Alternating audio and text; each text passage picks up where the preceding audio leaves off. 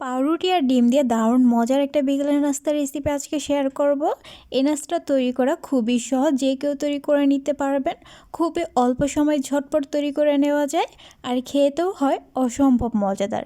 বাসায় একবার হলো তৈরি করে দেখবেন, পরিবারের সবাই অনেক বেশি পছন্দ করবে আর মজা করে খাবে। তো নাস্তাটা তৈরি করার জন্য এখানে আমি 2টা ডিম আগে থেকে সিদ্ধ করে নিয়েছি। এবার এগুলোকে একটা গ্রেটার দিয়ে গ্রেট করে নিব। আপনারা চাইলে ছুরি দিয়ে ছোট ছোট পিস দিয়ে কেটে নিতে পারেন। তো ডিমগুলো আমার গ্রেট করে নেওয়া হয়ে গেছে। এবার এগুলোকে একটা সাইডে রেখে দিচ্ছি।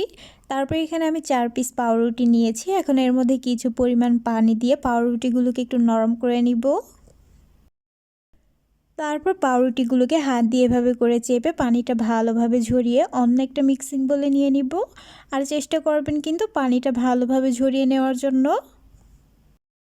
তো একইভাবে সবগুলো পাউরুটির পিস পানি থেকে ঝরিয়ে নেওয়া হয়ে গেছে। এখন এর মধ্যে আগের থেকে গ্রেট করে রাখা ডিমগুলো দিয়ে দিচ্ছি 1/2 কাপ পেঁয়াজ কুচি আর 2টা কাঁচামরিচ কুচি, 2 চামচের মতো ধনিয়া পাতা কুচি, স্বাদ মতো লবণ, 1/2 চা চামচ মরিচের গুঁড়া, দিচ্ছি 1/2 চা চামচ ধনিয়ার গুঁড়া, 1/2 চা চামচ জিরার গুঁড়া, 1/4 চা চামচ হলুদের গুঁড়া, আর দিচ্ছি 1/4 চা চামচ গরম মশলা, 1/2 চা চামচ কালো গোলমরিচের গুঁড়া, আর 1/2 চা চামচ আদা রসুনের পেস্ট।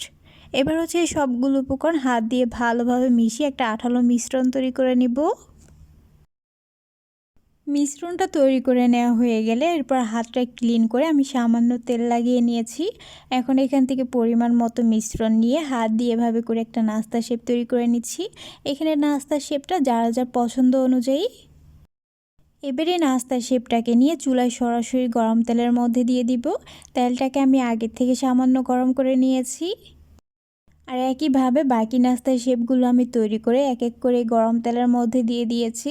এবার হচ্ছে এগুলোকে চুলার আঁচ মিডিয়ামে রেখে কিছুক্ষণ পর পর এপাশ ওপাশ করে ভেজে নিব। আর এইভাবে নাস্তাগুলোকে কিছুক্ষণ পর পর এপাশ ওপাশ করে ভাজতে ভাজতে একটা সময় দেখা যাবে যে এর মধ্যে সুন্দর একটা গোল্ডেন ব্রাউন কালার চলে এসেছে। এই পর্যায়ে এগুলোকে তেল থেকে উঠিয়ে নিচ্ছি।